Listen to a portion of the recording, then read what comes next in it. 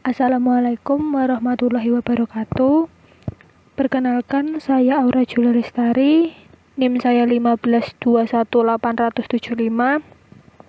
Di pertemuan ke-7 ini, saya akan menjelaskan materi yang sudah ditetapkan, yaitu topiknya tentang teknik pengumpulan data, uji instrumen, skala pengukuran, taraf signifikan, teknis analisis data, dan juga uji hipotesa. Yang pertama adalah teknik pengumpulan data. Untuk teknik pengumpulan data yang pertama yaitu wawancara atau interview. Nah, wawancara adalah dialog atau tanya jawab langsung antara peneliti dengan responden untuk memperoleh informasi yang dibutuhkan, di mana hasil wawancara tersebut bisa direkam menggunakan recorder, handycam, dan juga alat perekam lainnya. Lalu yang kedua ada angket atau kuesioner, yaitu pertanyaan atau pernyataan yang disusun oleh peneliti sendiri untuk mengetahui pendapat ataupun persepsi responden dari yang mereka teliti itu tentang suatu variabel yang mereka teliti. Angket itu dibagi menjadi dua bentuk, yaitu terbuka dan tertutup. Nah, untuk yang pertama, terbuka, yaitu pilihan jawabannya tidak disediakan oleh si peneliti. Jadi, responden itu bebas untuk menuliskan jawaban sesuai dengan pendapat dan persepsi mereka. Lalu yang kedua, ada tertutup. Nah, pertanyaan yang diajukan dari peneliti itu telah disediakan pilihan jawabannya. Jadi, buat responden, mereka hanya perlu memilih jawaban yang sesuai dengan mereka, yang mereka setujui. Biasanya bisa menggunakan centang atau titik, nah sesuai dengan instruksi si penelitinya aja. Jadi, cukup dengan memilih jawaban yang mereka setujui. Selanjutnya ada teknik pengumpulan data melalui pengamatan atau observasi. Nah, jadi kegiatan ini melihat atau mengamati suatu kondisi secara langsung pada objek yang mereka teliti. Metode ini harus sistematis serta dapat dipertanggungjawabkan keberadaannya.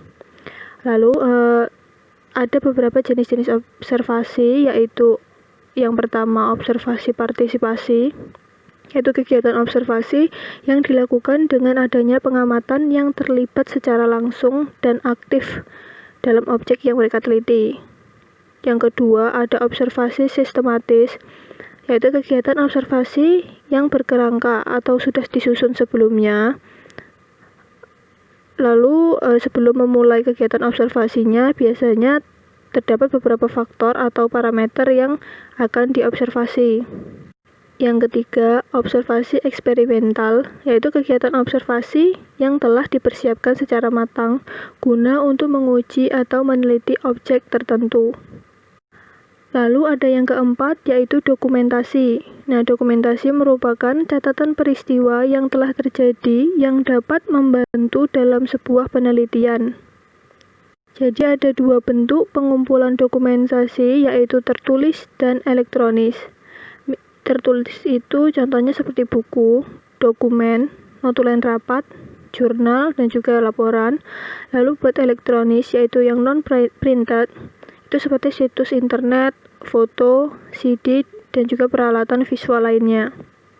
Selanjutnya ada uji instrumen. Nah, untuk yang pertama adalah uji validitas.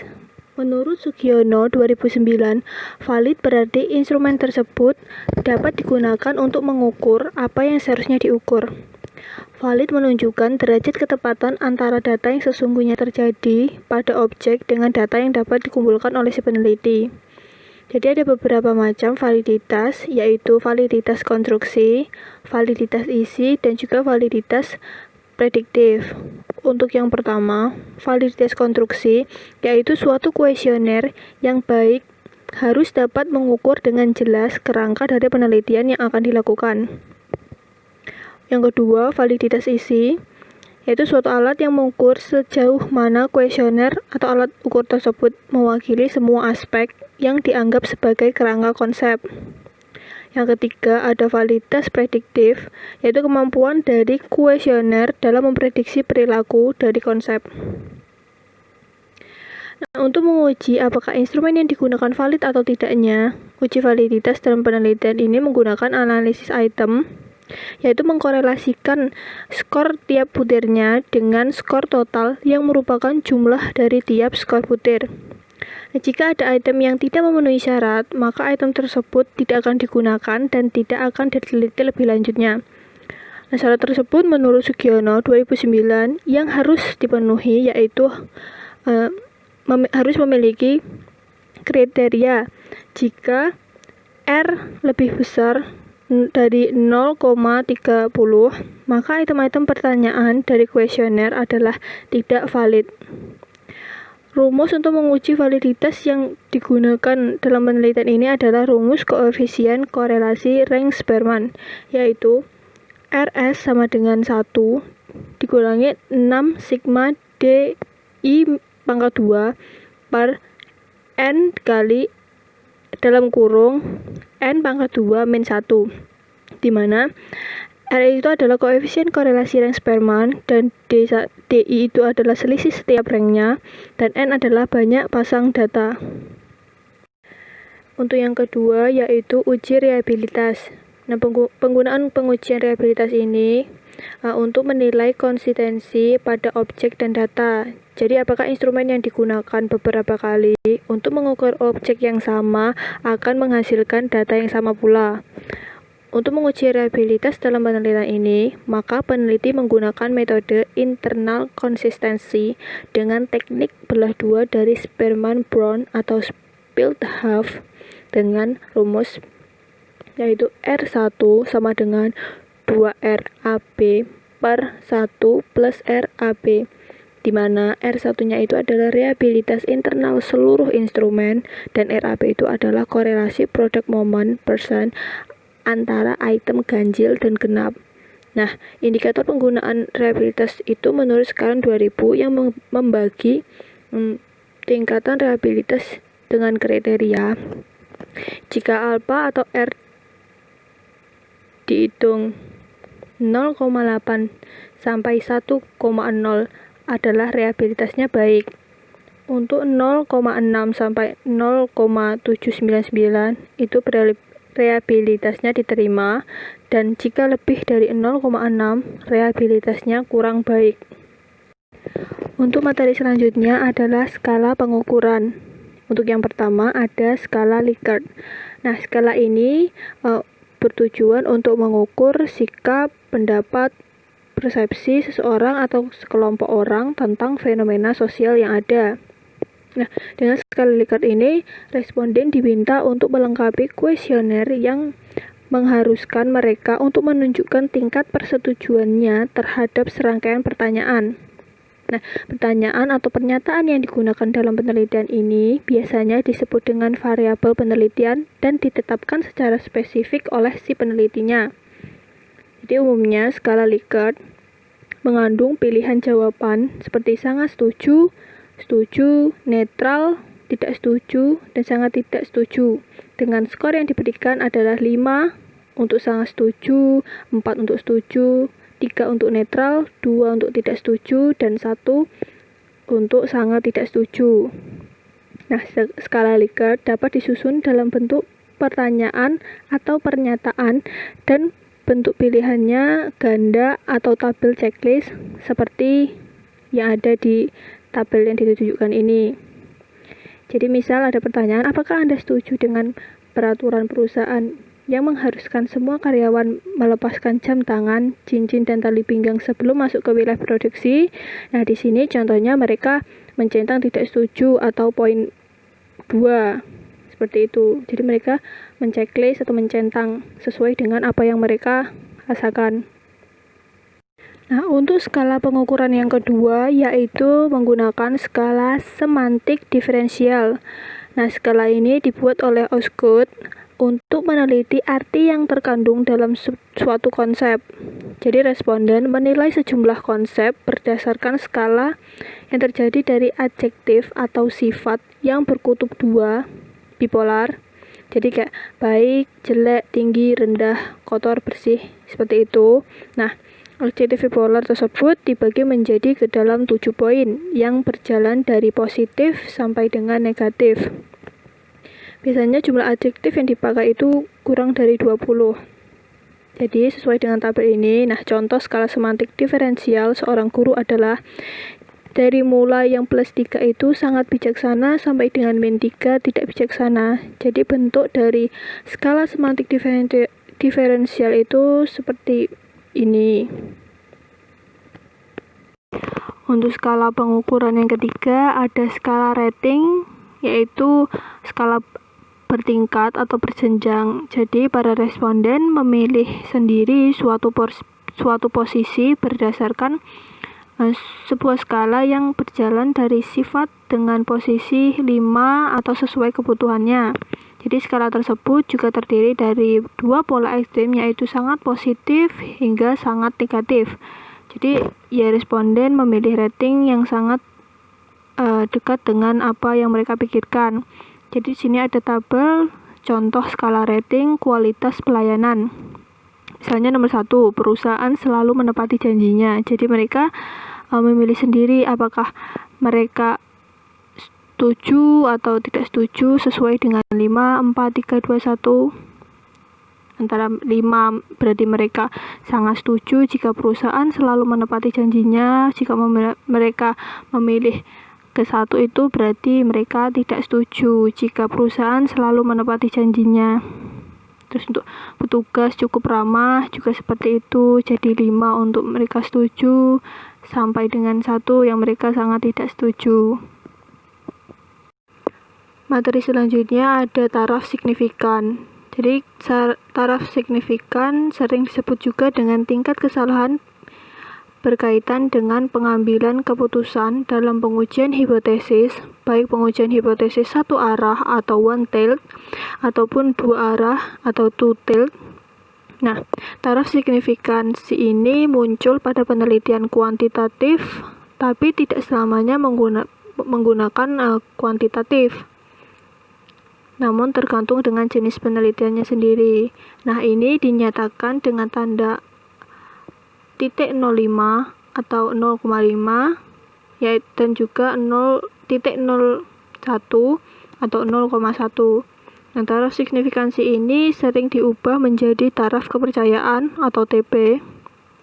Dilambangkan dengan bilangan 95% atau 99%. Jadi TS 0,5 sama dengan TP 95%, sedangkan TS 0,01 sama dengan TP 95%. Jadi di sini ada contoh pembelian BBM. Sesuai dengan tabel yang ditunjukkan itu, di bagian bawah sejajar dengan tulisan Chi-square ada bilangan 0,07 dan 24,4. Nah, itu adalah bilangan hasil analitis statistika yang menunjukkan Chi-square-nya. Terus di bawahnya ada bilangan .795 dan .001. Nah, itu bilangan taraf signifikansinya. Jadi maksudnya bilangan sebesar 0,07 itu hanya signifikan pada taraf signifikansi, yaitu 0,795. Dan bilangan 24,4 signifikan pada taraf signifikansinya 0,001. Jadi lebih jelasnya itu bilangan 0,07 menghasilkan hasil analisis data penelitian tentang perbedaan pembeli BBM merek X antara penduduk kota dan penduduk pinggir kota. Nah, itu kebenarannya yang ditunjukkan pada taraf 0,795. Jadi 0,795 itu sama dengan 795 per 10 sama dengan 79,5 per 100 sama dengan 79,5%. Nah, itu artinya bahwa hanya bisa diyakini sebesar 100% dikurangi 79,5%, yaitu 20,5% saja. Jadi jauh sekali dari 100%. Maka benar ada pembedaan. Lalu bilangan 24,4 hasil analisis tentang adanya perbedaan pembelian BBM merek X antara pemilik sebagai pemilik kendaraan yang mobil itu berada pada taraf signifikansi .001. Itu maksudnya 0,001.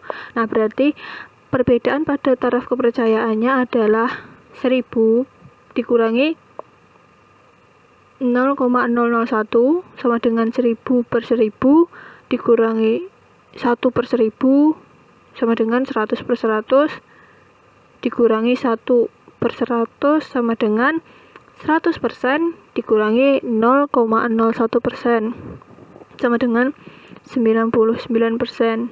Jadi itu artinya mereka yakin 99,9% bahwa ada perbedaan pembelian BBM merek X itu di antara pemilik berbagai jenis mobil itu. Materi selanjutnya ada teknik analisis data. Untuk yang pertama itu ada analisis data kuantitatif dan kualitatif. Nah, analisis data kuantitatif adalah analisis data terhadap data-data yang mengandung angka-angka atau numerik tertentu. Analisis ini biasanya menggunakan statistik yang beragam, baik statistik deskriptif maupun statistik inferensial, statistik parametrik maupun statistik non-parametrik. Terus yang kedua ada analisis data kuantitatif, yaitu analisis data yang tidak menganalisis data-data berupa angka. Jadi kebalikannya dari kuantitatif. Nah, penelitian ini umumnya tidak memakai statistik. Jadi penelitinya biasanya itu menggunakan pendekatan penelitian historis, penelitian kepustakaan, penelitian eksploratif, dan penelitian lainnya yang tidak memerlukan analisis terhadap sebuah angka. Teknik analisis data yang selanjutnya adalah statistik deskriptif. Jadi, analisis data dengan statistik deskriptif berarti menganalisa data untuk meringkas dan mendeskripsikan data tersebut numerik agar mudah untuk diinterpretasikan. Di sini ada 3 contoh. Yang pertama yaitu distribusi frekuensi, statistik kadar rata-rata, dan yang ketiga ada angka indeks. Untuk yang pertama adalah distribusi frekuensi. Jadi di sini ada sebuah tabel yang dapat menggambarkan karakteristik responden. Misalnya dalam contoh tabel tersebut itu distribusi frekuensi untuk variabel X35 yang menggambarkan mengenai tingkat persentase pertumbuhan penjualan. Nah, terlihat responden yang memiliki tingkat pertumbuhan penjualan itu sebesar 10%, berjumlah 23 orang, atau 23% dari 100 orang responden yang diteliti. Lalu yang contoh yang kedua yang saya ambil adalah statistik rata-rata. Nah, tabel di atas tersebut itu menunjukkan bahwa dari 100 orang responden yang diteliti, rata-rata tingkat pertumbuhan penjualannya adalah sebesar 23,75%. Yang dapat dilihat di tabel itu bertuliskan min 23,75% dengan tingkat pertumbuhan terendahnya sebesar 10% di kolom minimum dan tertingginya 75% di kolom maksimum, dengan standar deviasi sebesar 15,165 dalam perhitungan rata-rata ini tentu lebih dikehendaki bila rata-ratanya itu bila rata-rata standar deviasinya kecil. Selanjutnya ada teknik analisis data yang menggunakan statistik inferensial. Nah, analisis data dengan statistik inferensial adalah analisis data untuk menyimpulkan data populasi berdasarkan data sampel dengan menggunakan prinsip probabilitas. statistik yang digunakan untuk jenis analisis data ini itu adalah sebuah statistik yang menggunakan sampel dan peluang, seperti korelasi linear sederhana atau produk moment correlation, korelasi linear berganda, terus ada regresi linear sederhana, regresi linear berganda, korelasi Range-Spearman, korelasi Kendall-Tau, terus ada one sample t-test, independent sample t-test, selanjutnya ada paired sample t-test, dan juga ANOVA. Selanjutnya ada statistik parametris dan juga statistik non-parametris. Nah, untuk yang pertama ada statistik parametris, yaitu analisis data statistik parametris adalah analisis data yang menggunakan tes statistik yang modelnya menetapkan adanya sebuah syarat tertentu tentang parameter populasi, seperti data harus didistribusikan normal, skala minimal berbentuk skala internal atau rasio, dan juga sampel besar. Terus yang kedua, statistik non-parametris atau yang menggunakan tes statistik yang modelnya tidak menetapkan adanya syarat tertentu tentang parameter populasi.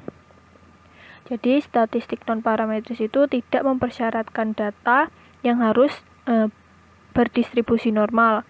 Jadi skala umumnya adalah nominal dan ordinal, dan juga sampel boleh berjumlah kecil.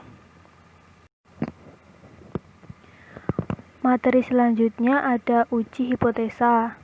Jadi uji hipotesa adalah sebuah metode pembuktian empiris untuk mengkonfirmasi atau menolak sebuah opini ataupun asumsi dengan menggunakan data sampel.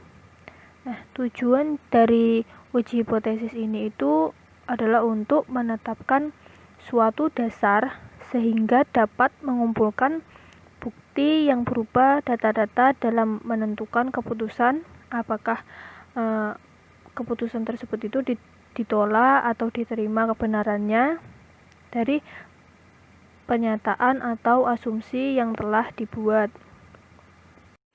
Jadi uji hipotesis itu juga dapat memberikan kepercayaan diri dalam pengambilan keputusan yang bersifat objektif. Nah, pengambilan keputusan dalam uji hipotesis dihadapkan dengan dua kemungkinan kesalahan, yaitu kesalahan tipe 1 atau type 1 error, atau yang kedua kesalahan tipe 2 atau type 2 error. Nah, penjelasannya adalah untuk kesalahan tipe 1, kesalahan yang diperbuat apabila menolak hipotesis yang pada hakikatnya adalah benar. Jadi probabilitas kesalahan tipe 1 ini biasanya disebut dengan alpha risk atau risiko alpha. Nah, alpha risk dilambangkan dengan simbol seperti itu, alpha. Nah, kesalahan tipe 2 yaitu kesalahan yang diperbuat apabila menerima hipotesis yang pada hakikatnya adalah salah. Jadi probabilitas kesalahan tipe 2 ini biasanya disebut dengan beta risk atau resiko beta. Beta dilambangkan dengan simbol beta. Selanjutnya ada pernyataan hipotesis 0 atau H0. Nah, pernyataan ini diasumsikan dengan benar kecuali ada bukti yang kuat untuk membantahnya. Terus juga mengandung pernyataan sama dengan, tidak ada pengaruh, dan juga tidak ada perbedaan. Pernyataan hipotesis 0 ini dilambangkan dengan H0. Lalu selanjutnya ada pernyataan hipotesis alternatif atau H1. Nah, pernyataan ini dinyatakan benar jika hipotesis 0 atau H0-nya itu berhasil ditolak. Nah, pernyataan hipotesis alternatif ini biasanya dilambangkan dengan H1 atau HA.